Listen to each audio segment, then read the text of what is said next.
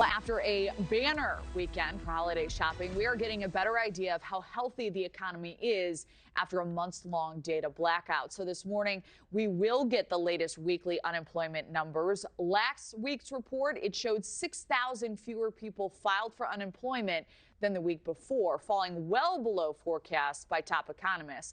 NewsNation's Alicia Nieves, she's on Wall Street with the details. So Alicia, this is a good sign, but apparently not all good news, is it?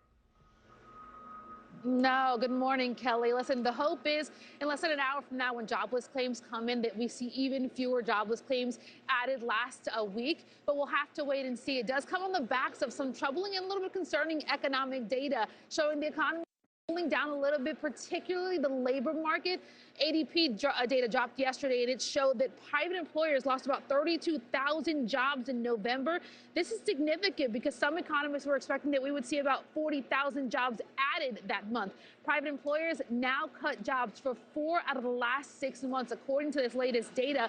We're also getting data that shows bankruptcy filings for small and large businesses. This dropped this week, as well as individuals. That hit a 5-year high. A report from the American Bankruptcy Institute shows more than 53,000 filings in October alone. That is up 12% from the same time last year. So, despite a lot of the holiday cheers and that retail spend that we saw over the past weekend, this holiday weekend, there's a lot of concern that the labor market is cooling down, the economy is pulling back, and we're seeing some cracks amid the rising costs that we've been dealing with, Kelly. Yeah, and as we look ahead, Alicia, to the Fed's meeting next week, what does this mean for their decision on interest rates?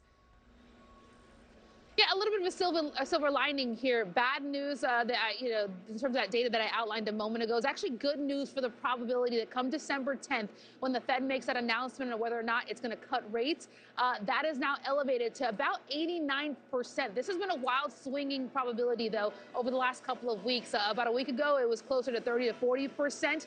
But right now, based on this economic data, the need to kind of stimulate the labor market with a rate cut, that is elevated, now sitting around 90%. The probability that's going to help the labor market pretty high.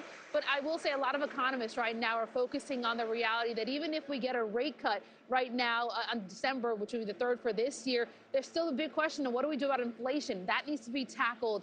And unfortunately, a rate cut actually is an additional inflationary pressure, Kelly. All right, a lot to factor in here. Alicia, thank you. Thank you for watching. Subscribe below and download our NewsNation app right now on your phone, and you will get fact-based, unbiased news for all Americans.